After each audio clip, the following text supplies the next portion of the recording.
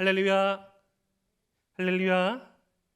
여러분 반갑습니다. 부활주일 예배를 이렇게 함께 드릴 수 있어서 너무나 감사하고 주님 앞에 영광과 찬송을 올려드립니다. 오늘 우리가 함께 드리는 이 부활절 예배를 통하여서 더욱더 주님을 사랑하는 마음이 커져가며 주님께서 우리에게 주시는 부활의 능력이 우리의 삶과 우리의 마음속에 넘쳐나기를 주님의 이름으로 축복합니다. 이렇게 제가 방금 말씀드렸지만 이 부활주일만큼 어쩌면 예배를 드릴 때 매년의 시간을 보낼 때 조금은 힘들 수 있겠다라는 예배도 있는 것 같습니다. 대부분의 교회가 특별 새벽 기도회를 하지요. 세 중에서 가장 어려운 새가 특새입니다. 특새. 특별 새벽 기도회, 이 기도회는 이 공교롭게도 대학생들 시험 기간하고도 맞물려 있죠. 아니 뭐 목사님 뭐 기도회를 하든지 말든지 저랑 상관이 없는데 아무튼 교회가 한다고 하니까 뭔가를 하니까 조금 버거워요. 그리고 좀 더 마음이 좀 더 불편한 건 뭔고 하면 이 부활의 능력, 부활의 은혜, 정말 이 부활 심지어 오늘 예배를 마치고 나갈 때 평소에 받지 아니하던 이 선물, 이 계란까지 받는데 도대체 이 부활절이 내게 어떤 의미고 왜 기뻐해야 되고 또뭐 내년쯤에는 또 이렇게 연합으로 함께 모여서 드린 예배에 다 같이 참석할 건데 할 수 있을 것인데 왜 그렇게 이 부활이 우리에게 중요하고 부활이 우리에게 기쁠까? 예수님께서 우리의 죄를 위해서 죽으시고 3일 만에 부활하셨다는 사실은 우리 모두가 아는 바입니다. 하지만 그 아는 것을 누리는 것은 이 다른 차원이죠. 우리에게 부여된 어떤 역할들을 우리는 알고 있습니다. 저에게는 이 교육자, 그리고 한 가정의 아버지, 그리고 한 아내의 남편, 그리고 한 어머니, 한 아버지의 아들, 여러분들의 교육자, 그리고 어느 누군가의 친구, 역할들을 알고 있지만 그 역할들을 잘 수행하는 것은 또 다른 문제이지요. 우리는 주님께서 우리에게 베푸시는 은혜를 알고 있습니다. 하지만 그 은혜를 누리는 것은 다른 차원의 이야기더라는 것이죠. 오늘 우리가 함께 살펴볼 이 말씀을 통하여서 우리도 발견할 수 있는 것은 최초의 부활주의를 맞이한 예수님과 가장 가까운 사람들, 예수님과 함께 지냈던 제자들에게도 예수님의 부활이 그렇게 많이 기쁘거나 그렇게 많이 감격스럽거나 그렇게 많이 그들의 삶 가운데 어떤 전폭적인 변화와 영향력을 처음의 부활절은 미치지 않았음을 발견할 수 있습니다. 맹구하면 예수님과 제자들 사이에는 풀어야 할 그런 이 문제가 있었습니다. 다름 아닌 예수님의 제자들, 베드로를 대표로 하는 예수님의 제자들은 예수님을 십자가 앞에서 다 부인하고 다 배반하였습니다. 예수님을 사랑한다가 물었을 때 사랑한다고 말하였고 예수님을 목숨까지도 바쳐가며 지키겠다고 말하였지만 그 예수님에 대한 사랑을 삶으로 증명하는 것은 또 다른 차원의 문제였다는 것을 그들이 인식하고 맞이하고 겪음으로써 이 예수님에 대한 사랑이 산상조각난 경험을 한 베드로를 대표로 한 그 제자들은 처음 첫 번째 부활주의를 그렇게 기쁘게 보내지는 못하였습니다. 예수님이 이미 부활하신 사실을 알고 있고 그 부활하신 주님을 만났지만 베드로를 위시로 한 약 7명의 제자들은 그들의 고향, 그들의 본업을 쫓아서 또다시 물고기를 잡으러 간 말씀이 오늘 말씀의 배경입니다. 공교롭게도 열심히 수고롭게 이 그물을 내렸지만 아무런 획득물, 아무런 어떤 수확물이 없이 밤을 새웠던 제자들에게 예수님의 말씀 한마디에 의지하여 그물을 내렸을 때 생각하지 못한, 예상하지 못한 차고 넘치는 이 물고기를 잡은 후에 예수님께서 준비하시고 그들이 함께한 아침 식사가 끝난 베드로와 제자들 앞에는 숯불이 피워져 있었습니다. 숯불. 시몬 베드로가 예수님을 절대로 부인하지 않겠노라고 맹세하였고 그 맹세를 예수님께서 들으셨을 때 오늘 닭이 2번 울기 전에 내가 베드로가 너가 나를 3번 부인하실 것이라 말씀하였던 예언이 성취된 장소가 바로 숯불이 피어져 있던 대제사장의 마당이었습니다. 베드로만 예수님을 부인한 것은 아니었습니다, 여러분.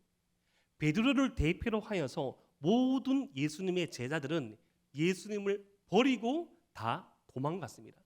실제 예수님을 부인하던 자리, 예수님을 부인했던 말은 베드로가 하였지만 예수님께 3년 동안 사랑을 받았고 말씀을 들었고 기적의 현장에 함께 하였고 예수님과 함께 끝까지 가겠노라고 맹세하고 내가 더 예수님을 사랑한다, 내가 더 예수님을 아낀다, 내가 더 예수님과 친하다고 예수님의 십자가 죽음을 앞둔 그 날까지 치고받고 싸웠고 어떤 제자들은 엄마 찬스까지 동원하면서 장차 예수님이 얻으실 영광을 예수님과 조금 더 가까운 자리를 차지하려는 청탁을 벌였던 그들은 예수님, 그들이 생각했던 모습과는 전혀 다른 고난의 십자가로 향하는 모습을 보고 뿔뿔이, 아니 누가 뭐라 할 거 없이 먼저 도망쳐 왔습니다. 아무로 할 말이 없던 그 순간 예수님께서 찾아오셨고 예수님께서 베드로를 대표로 하여서 제자들에게 이렇게 물으셨습니다. 요한복음 21장 15절 말씀 보니까 예수님께서 요한의 아들 시몬아, 내가 이 사람들보다 나를 더 사랑하느냐 물으십니다. 요한의 아들 시몬아 라는 말투는 상당히 사무적인 말투입니다. 여러분 좀 이렇게 그런 경우 있지 않습니까? 평소에 친하게 지내던 지체들, 뭐 친구들, 동기들, 뭐 예를 들어서 제일 앞에서 부르곤 하지만 하민아, 뭐 하민아 이렇게 부르다가 아니면 지윤아 이렇게 부르다가 뭔가 좀 마음이 틀어지고 뭔가 좀 마음이 힘들었을 때 꼭 그런 게 나쁜 거란 건 아니지만 야 뭐 박하민 아니면 이지윤 이렇게 부르면 뭔가 좀 다른 뉘앙스를 띌 때가 있지요. 네, 실명 불러서 죄송합니다. 근데 여기서 더 나가가지고 뭐뭐뭐 형제님, 뭐뭐뭐 자매님이라고 하면 더 정직돼 보이죠. 평소에 제가 여러분들을 다 이렇게 이름을 불렀고 아직까지 이름을 놓지 않았던 지체들도 있지만 이름을 편하게 불렀던 그런 지체들에게 오늘날 갑자기 성까지 붙여가면서 누구누구 형제님, 누구누구 자매님이라고 부르면 뭔가 목사님께서 뭔가 불편한 게 있나? 관계 안에서도 그렇게 생각할 수 있을 것인데 꼭 그것보다 더 심한 조금 경직된 이 뉘앙스가 바로 요한의 아들 시몬이라고 부르시는 예수님의 음성입니다.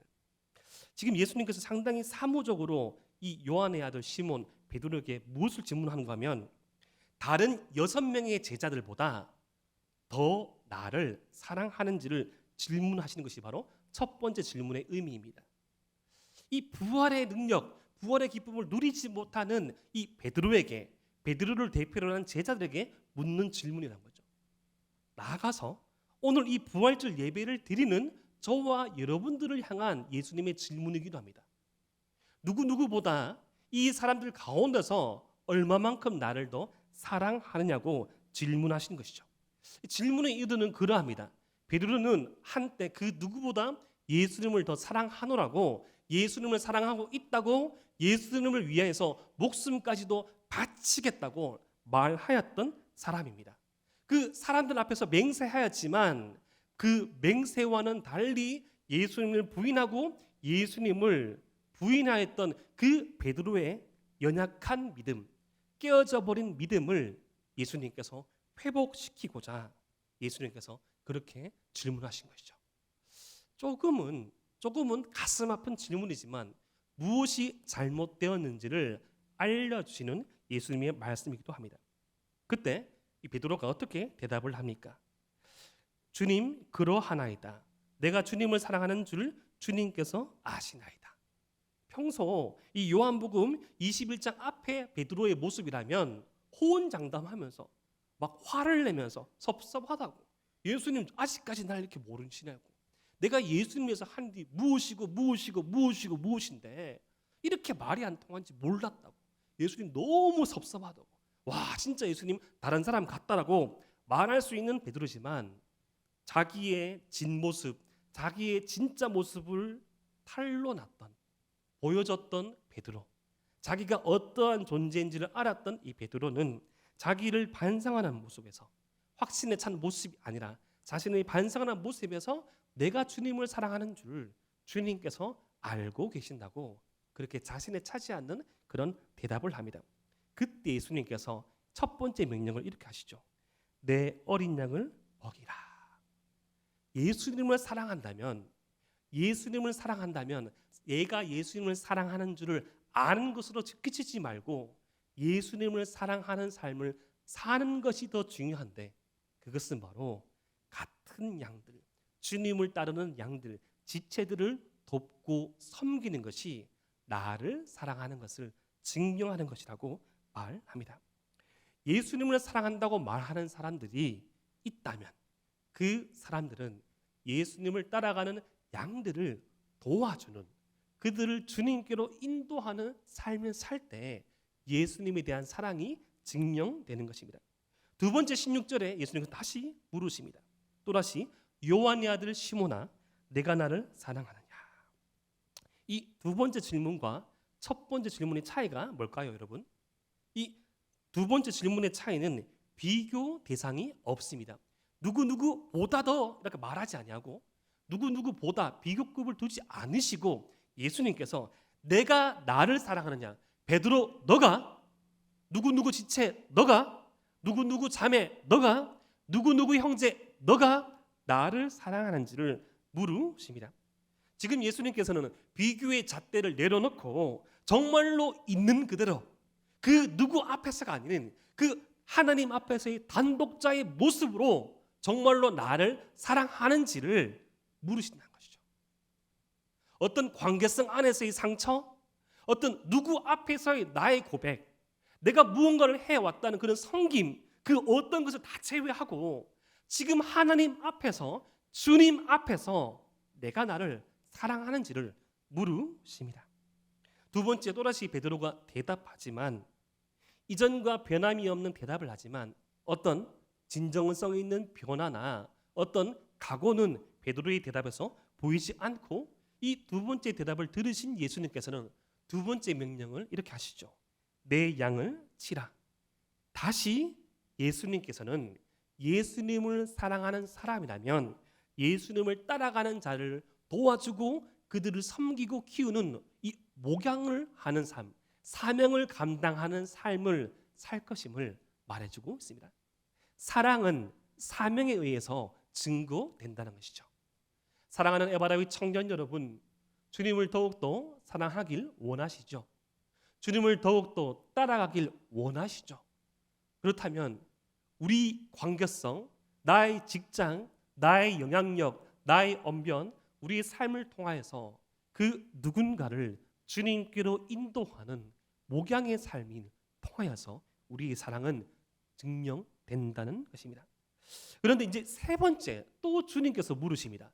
우리 요한복음 21장 17절 말씀을 함께 한번 읽어 보겠습니다. 시작.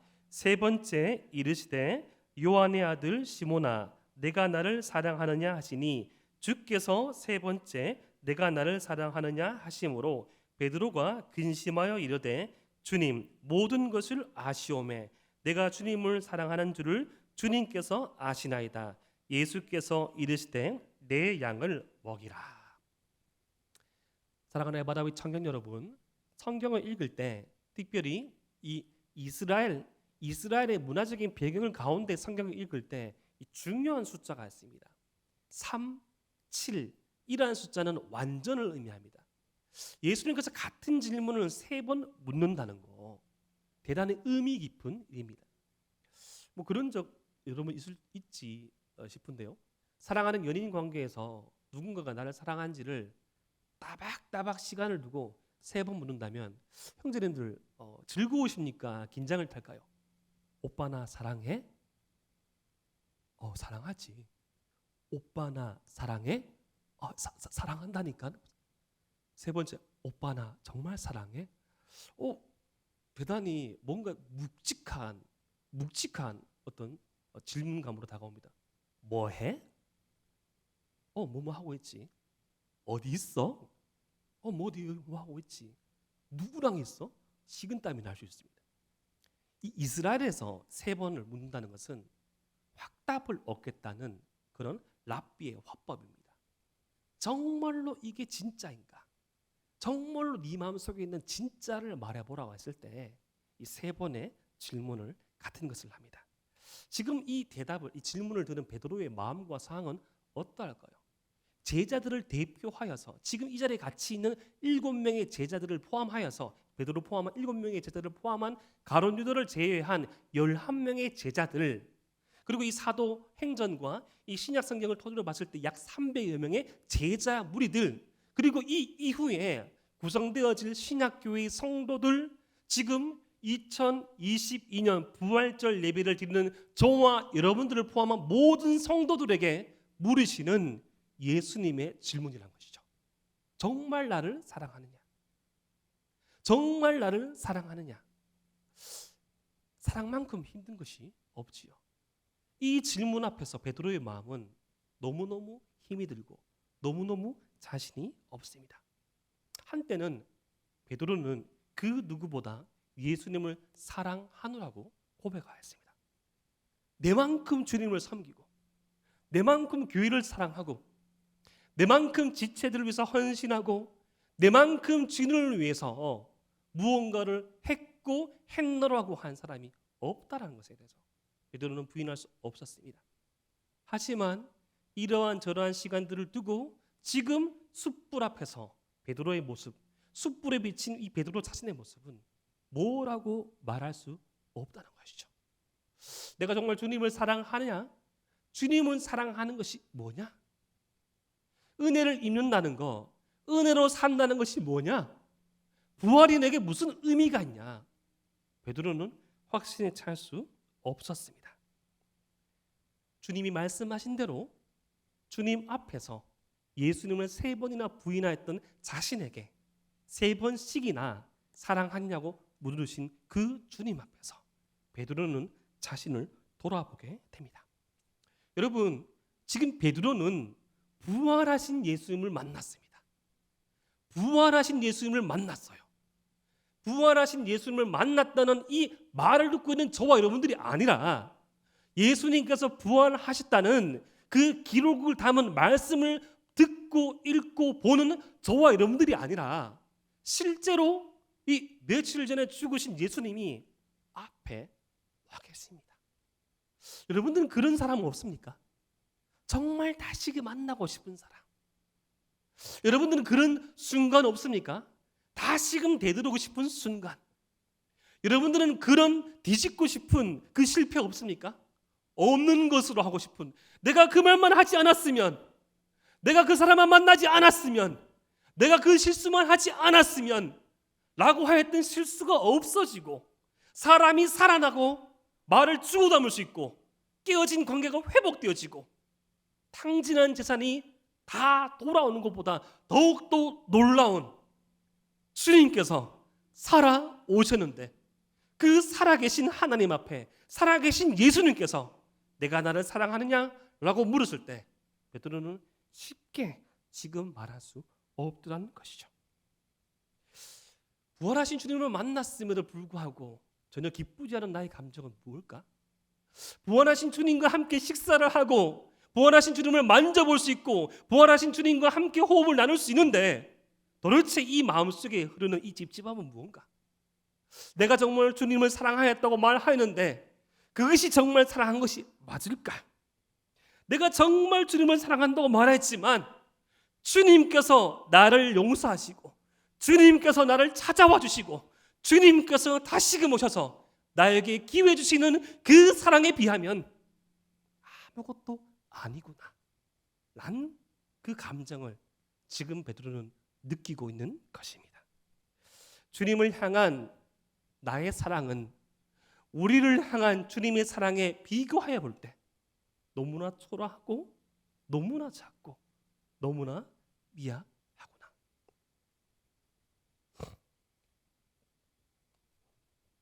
예전에 섬기던 청년부에서 어느 한 형제의 그런 이야기를 들은 적이 있습니다. 어떤 공동체나 어떤 사회성, 이 관계성이 있는 그런 사람들의 그런 집단 가운데 인기가 있는 사람이 있을 수 있잖아요. 있죠? 인기가 있는 분이 계셨어요. 자매가 있었는데 그 자매의 생일이었던 그 주간에 그 자매를 연모하던 형제들이 흠모하던 형제들이 다 누구에게 말하지 않냐고 생일 선물을 다 준비했던 거예요. 이제 뭐 이렇게 조모임이 마치고 돌아가는 순간 어떻게 저렇게 해가지고 선물을 줬는데 한 두 명의 지체가 어떤 자매에게 줬다는 거죠. 줬는데 그 자매를 두고 한 1년 가량을 기도하고 잘 관계를 맺고 무언가를 잘 관계심을 맺고 했던 그 형제가 있었는데 그 형제가 그 자매를 위해서 준비해야 했던 그 선물을 꺼내는 순간 자기 앞에서 너무나 이제 그 놀라는 것을 봤다는 거죠. 어느 한 형제가 차 트렁크를 열며 차 트렁크를 열며 이 풍선이 팍 파워오면서 그 가운데 담겨져 있던 꽃다발 가운데 있던 이 소중한 작고 빛나는 것, 그것을 보고 자기 이 주머니에 있었던 이 키링이라고 하죠. 너무너무 작아서 꺼내지 못하고 있다가 생일 축하한다 말 한마디 못하고 저에게 전화를 해서 2시간 동안 울었던 그런 기억이 납니다. 목사님, 제가 해줄 수 있는 게 너무나 작네요. 저는 아무것도 해줄 수가 없어요. 라고 하였던 어느 지체의 고백보다 더욱더 작고 초라한 것이 우리를 향하신 그 한도 끝도 없고 그 깊이와 높이와 너비와 그 크기를 측량할 수 없는 주님의 사랑에 비한 우리의 사랑 아닐까요? 하지만 그러한 초라하고 연약했던 우리를 주님께서 찾아오시고 우리에게 은혜를 베풀어 주셨다는 것이 부활절에 우리가 찾을 수 있는 은혜라는 것입니다. 사랑하는 에바다윗 청년 여러분, 이 명화가 좋은 영화가 존재하죠. 제가 봤던 이 좋은 영화 중에서 이 쇼생크 탈출이라는 이 명화가 있었습니다.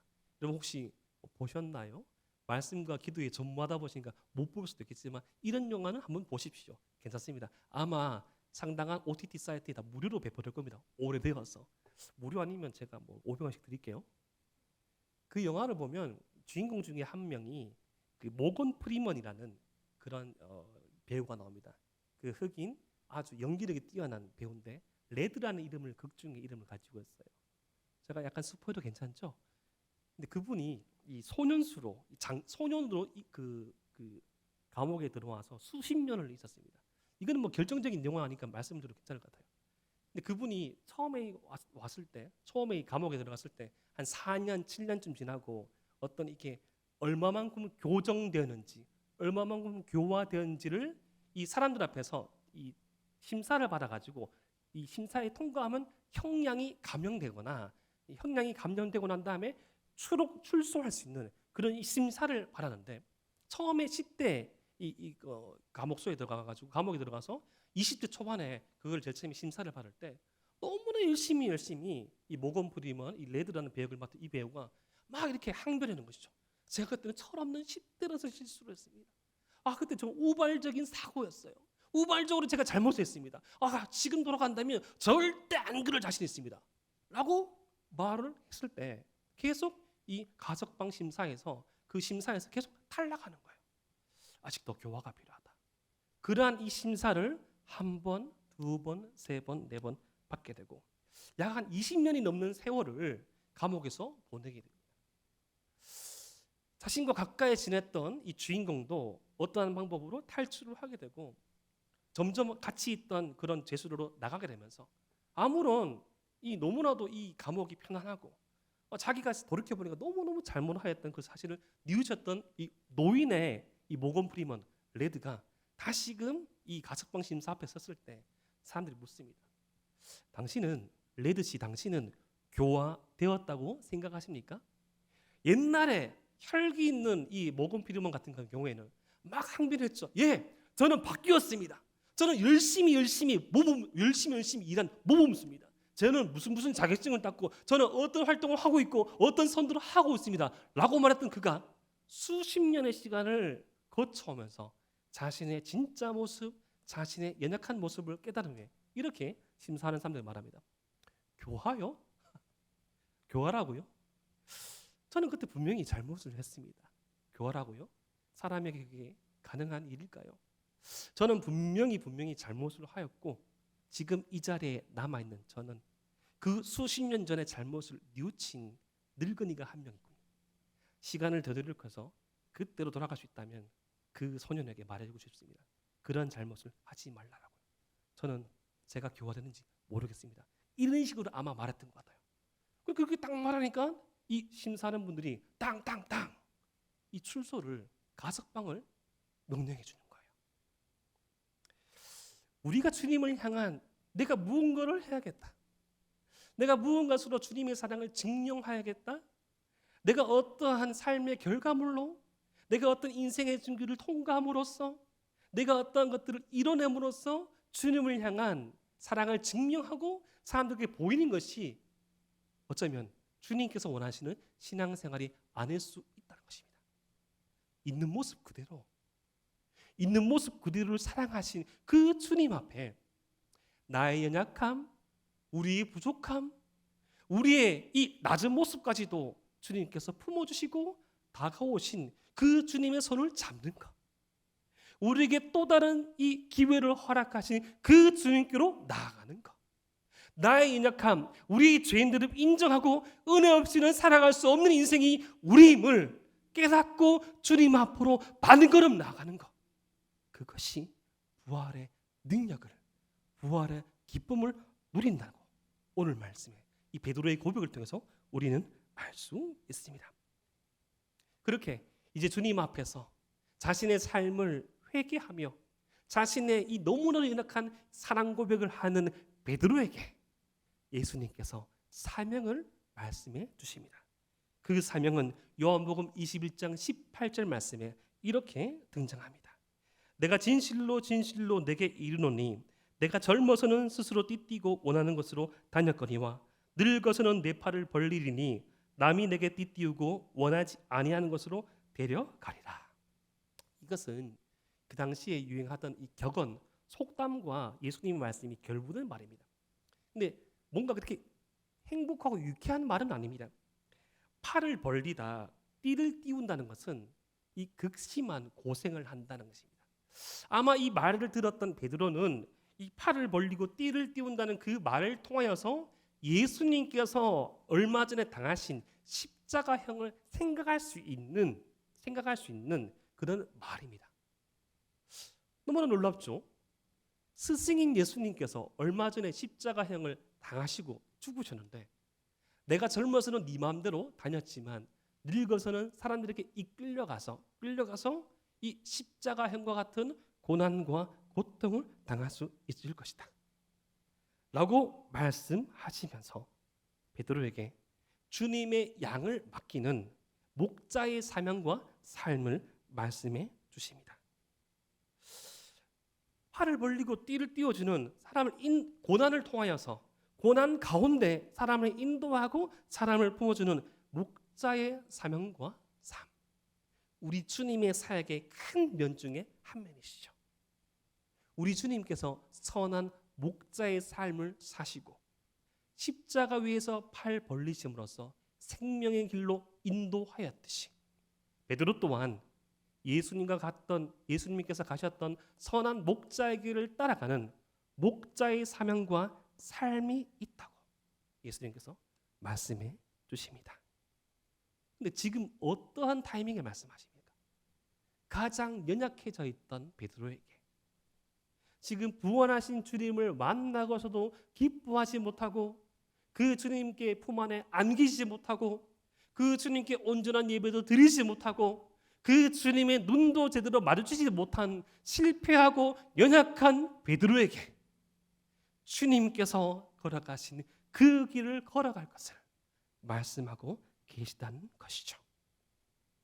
매일같이 무너지는 우리의 모습 가운데서도 매일같이 허물어지는 우리의 마음까지도 주님께서 찾아오셔서 말씀하시고 부으시고 일으키시는 그 은혜가 부활의 능력, 부활의 은혜라는 것입니다. 사실 부활의 능력을 모르는 사람은 아무도 없지요. 하지만 그것을 누린다는 것은 다른 차원의 이야기입니다. 저는 지난주에 코로나 양성 확진 판정을 받았습니다.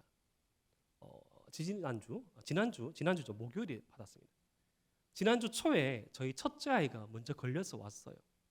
먼저 걸려서 오고 그 전에만 해도 저는 그런 생각 가지고 있었습니다. 좀 냉정한지 몰라도 가족 중에 누가 걸리면 나는 사역을 해야 되니까 격리하겠다. 밖에 나가서 아버지 집에 지내겠다. 근데 막상 아이가 걸리니까 첫째 아이가 걸리고 열을 40도 찍고 39도 찍고 왔다 갔다 하니까 그게 안 되더라고요. 애를 데리고 왔다 갔다 케어하고 그렇게 하다가 저보다도 먼저 아내가 걸렸습니다. 아내가 걸리고 난 다음에 세 번째로 저와 둘째 아이가 걸렸어요. 그런데 엎친 데 덮친 경우로 둘째 아이에게 폐렴이 와가지고 이 국가 전염병이기 때문에 이 며칠 후에는 이게 풀리지만 이 국가 전염병에 이 폐렴 같은 거 걸리면 유치원생 밑으로 있는 애기들은 그냥 입원을 시켜버립니다. 입원을 해야 돼요. 입원을 저희 아내랑 저희 둘째 아이가 해버렸습니다. 입원하면 누가 데려다 줍니까? 당연히 가족이 데려다 주죠. 저도 아픈데 아픈 줄을 모르고 계속 이 왔다 갔다 하면서 계속 병원을 왔다 갔다 했었어요. 처음에는 좀 저도 몸이 좀 이상하고 수주 전에 했던 되게 심했던 그 몸살 감기만큼 아프지 않았지만 조금 무기력하고 목이 좀 따갑고 조금 코만 나는 정도였는데 막상 이 가족들을 입원시키고 그 둘째 아이가 태어나고 난 다음에 애들은 살아나고 난 다음에 제가 죽어 있는 모습을 발견했습니다. 애들은 이제 살아나가서 팔팔한데 제가 이제 격리도 이번 주에 이제 목요일 날 마쳤거든요. 목요일 마쳐가지고 맞죠? 목금토 이 주의하는 기간도 마치고 지금부터는 정부가 말하는 실내안에서 마스크 벗어도 되는 그런 사람인데 격리가 해제되니까 더 아프더라고요. 아빠라는 사실을 알고 있었지만 아빠라는 노릇을 오래간만에 빡시게 해보니까 아빠라는 것을 아는 것과 아빠 노릇을 하는 것은 다르더라고요. 저랑 첫째가 같이 집에 있으니까 밥은 누가 해줍니까? 제가 해야죠. 뭐 시켜준 거 계속 먹을 수 있습니까? 계속 누워있다가 하다가 밥 때만 되면 자동적으로 일어납니다. 도저히 난 그렇게 못할 줄 알았는데 일어나서 밥을 하는 거예요. 대도 않은 요리죠. 막. 거의 다 인스턴트 요리를 변형시킨 그런 이상한 요리였지만 먹습니다. 설거지는 이때까지 누가 했습니까? 저는 집안일을 하지 않습니다. 이 가부장적인 사람이 아니라 저는 안 시켜요. 저는 못한다고 해가지고. 설거지는 누가 됩니까? 제가 해야죠. 초등학교 1학년에 유민이갑니까? 설거지도 하고 같이 누워있다가 애가 또 요리를 계속 찍으니까 누가 온도 체크합니까? 제가 체크하고 다 하는 거예요. 평소에 그럴 수 없는 사람인데 그렇게 못하는데 그런 시간도 없었는데 내가 아버지 노릇은 하고 있었지만 이렇게 아파봄으로써 아버지의 역할에 대해서 진정으로 많이 체험해 봤습니다. 사랑하는 에바다비 청년 여러분, 저와 여러분들은 그리스도인, 크리스천이죠. 주님을 닮은 사람들, 주님을 따라가는 사람들, 주님께 의존하는 사람들, 주님을 사랑하는 사람들. 하지만 저와 여러분들이 주님을 사랑하는 것을 아는 것과 주님을 사랑하는 것은 별개의 차이입니다. 주님을 사랑하는 것을 아는 것, 주님께서 나를 사랑하는 것을 아는 것은 다 알지요. 하지만 이것이 아는 것에서 사는 것으로 이어질 때 그 주님을 따라가려는 삶의 발버둥을 치고 나갈 때 다른 삶이 열립니다. 때로는 제가 아버지의 이런 역할을 알고는 있었지만 가담하지 않았을 때 그리고 가담했을 때 진짜 그 역할을 수행했을 때 조금은 몸이 피곤하고 조금은 이 후유증이 좀 심하고 나는 좀 더 아플지라도 나의 이 역할을 통하여서 그 누군가가 저의 아들이 조금 더 건강해지듯이 주님을 따라간다는 거, 주님을 사랑한다는 거, 주님을 위해서 사는 삶은 때로는 손해보고 때로는 바보 취급당하고 때로는 노라고 말할 때 예스라고 말해야 되는 용기와 담력까지 필요하며 때로는 나의 자존심, 때로는 나의 의지, 때로는 나의 사랑조차도 내려날 타이밍이 오지만 정말 그 주님을 사랑하는 삶에 발 담그고 다가가고 그 삶을 살아갈 때 주의 사랑을, 주님의 사랑을 정말로 체험할 수 있습니다. 그것이 바로 부활의 능력으로 사는 삶입니다. 이제 자신의 삶을 사명을 들은 베드로는 이 다른 제자의 사명도 궁금해서 이렇게 묻습니다. 요한복음 21장 20절과 21절 말씀 보면 주님, 이 사람은 어떻게 되겠습니까? 이 사랑하시는 그 제자로 표현된 사도 요한의 사명을 묻습니다. 공동체 안에서 우리가 살아갈 때, 사람이란 존재로 우리가 살아갈 때 나의 사명도 참 궁금하지만 다른 사람의 삶에 대해서 상당히 관심이 많죠. 내 삶에 좀 더 여유가 생겼을 때 또 다른 사람의 삶을 돌아보기도 하고 참견하기도 하고 끼어들기도 합니다. 지금 이 베드로는 어쩌면 이 베드로에게 가장 중대하고 이 베드로도 사실 어떤 의미인지를 100% 몰랐을 거예요. 얼마만큼 이게 막중하고 얼마만큼 이게 무거운 짐이고 얼마만큼 이게 고단의 길인가를 다는 모르는 상태에서 자신의 사명을 조금 알고 난 다음에 이 자기가 가장 아끼는 이 후배, 자기가 가장 아끼는 동료 제자의 사명을 예수님께 물어본 것이죠. 지금은 좀 이게 코로나 상황이라서 그런 것들이 좀 이렇게 덜 활성화되어서 그렇지만 여러분 연초에 그리고 후반기 초에 가장 궁금한 게 뭡니까? 조 아닙니까? 조? 내 리더가 누구인지, 내 조가 어디인지. 자기를 가장 걱정할 리더는 생각하지 아니하고 리더가 누구인지를 항상 걱정하고 절로 가면 되지 아니한데 라고 말했던 수많은 이 기도와 수많은 논의 가운데 조가 짜진지 모르고 힘들어하는 그런 지체가 우리 가운데는 없겠죠. 자신이 어떤 사항들이 해결되었으면 남의 사항에 대해서 관심 가는 것이 사람의 그런 본성입니다. 그때 예수님께서 뭐라고 말씀하십니까? 22절 말씀 보니까 예수께서 이르시되 내가 올 때까지 그를 머물게 하고자 할지라도 내게 무슨 상관이냐 너는 나를 따르라 하시더라. 냉정하게 좀 말씀하십니다. 아니 내가 다시 재림할 때까지 사도 요한이 살아 있다 해도 니랑 무슨 상관이냐? 그러니까 네 사명은 네 사명이고 사도 요한의 사명은 사도 요한의 사명이다. 사랑하는 에바라비 청년 여러분, 회기라 통일화 어떤 앞서고 하고 잘돼 보이고 뭔가 좋은 모습에 대해서 어떤 동일한 공통적인 대답을 제시하는 이 시대의 사조가 맞지 않다는 것이죠. 사명은 각자입니다. 사명은 각자에게 허락된 거예요. 세상이 말하는 어떤 통일된 방법, 세상이 말하는 어떤 황금길, 그 꽃길이 한 길이 아니더라는 것입니다. 지금 먼저 선포되어진 이 베드로의 길도 꽃길이 아니지만 예수님께서 지금 하시는 말씀은 각자 허락된 사명대로 살아가면 된다는 것이죠. 너의 사명에 집중하라고 예수님께서 말씀하시고 요한복음 21장 24절 말씀에 이렇게 말씀하십니다. 이 일들을 증언하고 이 일들을 기록한 제자가 사도 요한이죠. 이 사람이라 우리는 그의 증언이 참된 줄 아노라. 지금 사도 요한에게는 증인의 사명과 삶을 허락하십니다. 베드로에게는 목자의 사명과 삶을 허락하시고 요한에게는 증인의 사명과 삶을 허락하시고 이 말씀대로 사도 요한은 순교당하지 아니하고 끝까지 살아남아 성경의 마지막 권 요한계시록을 완성하게 되는 것이죠.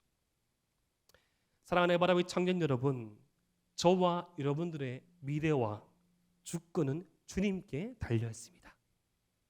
세상의 변화에 세상의 사조에 사람들에게 달려있지 않습니다. 어쩌면 덜렁대는 베드로보다 이 신중하고 사려 깊은 요한이 이 목양사역, 목자에 어울릴 수도 있었습니다. 파이팅 넘치는 베드로가 증인의 삶에 더 어울릴 수 있었습니다. 주님을 사랑하는 마음이 가장 격했던 그가 끝까지 살아남아서 더욱더 공격적으로 사역하는 것이 주님의 나라의 확장에 도움될 수도 있었겠지만 하나님께서는 달란트보다도 하나님의 계획 가운데 부합된 사람을 사용할 때도 많다는 것입니다. 우리 인생의 미래와 그것에 대한 주권은 주님께 달려있습니다. 토기장이가 진흙을 가지고 자기 의견에 좋을 대로 그릇을 만드는 것처럼 토기장이신 주님의 손에 붙들린 우리의 삶은 우리의 삶 가운데 사명과 사랑에 맞추어서 신실하게 준비하면 됩니다. 어떠한 자가 쓰임받게 됩니까? 디모데후서 2장 20절과 21절 말씀 보면 큰 집에는 금그릇과 은그릇과 나무그릇과 질그릇도 있어서 귀하게 쓰는 것도 있고 천하게 쓰는 것도 있나니 그러므로 누구든지 이런 것에서 자기를 깨끗하게 하면 귀히 쓰는 그릇이 되어 거룩하고 주인의 쓰심에 합당하며 모든 선한 일에 준비함이 되리라. 우리의 삶이 주의 손에 붙들려 있고 주의 말씀과 은혜로 살아가려는 몸부림치는 삶이라면 우리의 삶을 들어 쓰시겠다고, 깨끗한 우리의 삶을 들어 쓰시겠다고, 주의 은혜로 씻어서 주의 보혈로 씻어서 쓰시겠다고 주님께서 말씀하십니다.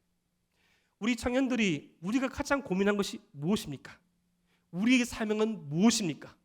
우리의 미래는 무엇입니까? 라고 수없이 질문하지 않습니까? 그 질문에 요한복음은 이렇게 답합니다. 요한복음 21장 25절 말씀을 함께 읽어보겠습니다. 시작. 예수께서 행하신 일이 이 외에도 많으니 만일 낱낱이 기록된다면 이 세상이라도 이 기록된 책을 두기에 부족할 줄 아노라. 아멘. 우리의 사명은 무엇입니까? 나는 어떻게 살아야 합니까? 요한복음을 처음 받은 이 요한 공동체가 초대교회의 성도들이 사자가루의 위협 앞에서, 고음들의 위협 앞에서, 순교의 위협 앞에서 질문하였지만 너는 뭐 어떤 길로 가라, 너는 언제까지 산다, 너는 무엇을 해라 아니라 애매모호하고 아무것들을 확증할 수 없는 이 세상 가운데 가장 확실한 것은 저와 여러분들을 향한 주님의 사랑이 세상을 최고로 덮은다 하여도 부족할 만큼 그 사랑이 넘쳐난다는 것입니다. 넘쳐난다는 것입니다. 우리가 무엇을 해야 할지, 무엇을 먹고 살지, 무엇을 해서 살지가 중요한 것이 아니라 가장 확실한 것, 가장 중요한 것, 붙든 것은 바다를 먹물 삼고 하나를 두루마기 삼아도 기록할 수 없는 그 주의 사랑이 우리와 함께 있다는 것을 호흡하고 느끼고 붙잡고 살아가는 것. 그 자에게는 주님께서 맡기신 목자의 사명과 증인의 사명이 주어질 것을 오늘 우리께서 말씀하십니다. 요한복음 1장 14절 말씀. 말씀이 육신이 되어 우리 가운데 거하시매 우리가 그의 영광을 보니 아버지의 독생자의 영광이요 은혜와 진리가 충만하더라. 그 삶을 본 사도 요한이 노년에 기록한 기록입니다. 로마 황제의 그 영광에 빛나는 것이 아니라 지금도 칼날을 목구치에 대며 주를 부인하면 너의 목숨을 살리겠노라고 말하는 권력자의 힘이 빛나는 것이 아니라 우리 가운데 거하심에 우리를 위해서 삶을 내어주시고 죽으시고 3일 만에 부활하시며 다시 오실 그 주님을 믿는 그 삶의 현장 가운데 임하는 그 빛이, 임하는 그 영광이 가장 귀하고 가장 복되고 가장 크도다 라는 고백을 사도 요한이 하는 것이죠. 이것이 부활의 능력으로 부활을 살아가는 것입니다. 1년에 한 번 계란 받고 기뻐하고 우리가 봉사해 주는 날이 아니라 우리 삶의 순간에 나의 미래를 준비하는 이 삶의 터전에서 여전히 내 앞길 한 치 앞도 모르는 오리무중과 같은 나의 심령 가운데서도 오 주여 나의 이 연약한 심령을 주여 받아주시옵소서. 오 주님, 내 앞길 주님과 함께 가게 오나오니 나의 손 잡아 주시옵소서라는 그 청년의 고백 앞에 부활의 능력은 임하는 것입니다. 만약 어떤 것을 일어날지라도 내가 한 것으로 여기지 아니하고 내가 한 것을 넘어서서 보시는 그 주님의 은혜를 고백하는 그 삶 가운데 부활의 능력이 부어지고 세상의 부귀 영화가 아니라 주의 생명과 영이 피어나는 것입니다. 세상의 영광은 고작 한 시대에 끝나지만 하나님의 영광과 주의 능력은 시대를 막론하고 영원합니다. 그것이 지금 저와 여러분들이 지금 2022년 부활주의를 드리는 이 현장이 그것을 증명합니다. 아무도 꿈꾸지 못했어요. 아무도 바라볼 수 없었습니다. 기독교가 지금까지 존재할지. 여러분 걱정하지 마십시오. 한국교회 비록 아프고 힘들고 어렵고 모난 부분이 있지만 주의 교회는 결코 승리할 것입니다. 세상 가운데 비록 손가락질 당하고 때로는 모자란 모습도 보이지만 아직까지 주님의 말씀을 붙잡는 청년들이 있고, 아직까지 주의 은혜 앞에서 눈물 흘리는 성도가 있고, 아직까지 주의 은혜 앞에 그의 삶을 내어놓는 성도들이 있기에 주님의 몸된 교회는 이 세상 가운데 승리할 것입니다. 아직도 지금도 주님께서는 그 부활의 능력의 참여할 자를 찾고 계십니다. 오늘 이 예배 한 번만으로 그치는 것이 아니라 그 부활의 능력에 참여함으로 또 다른 믿음의 증인 역사를 이어가는 저와 여러분 되시기를 주님의 이름으로 축복합니다. 기도드립니다.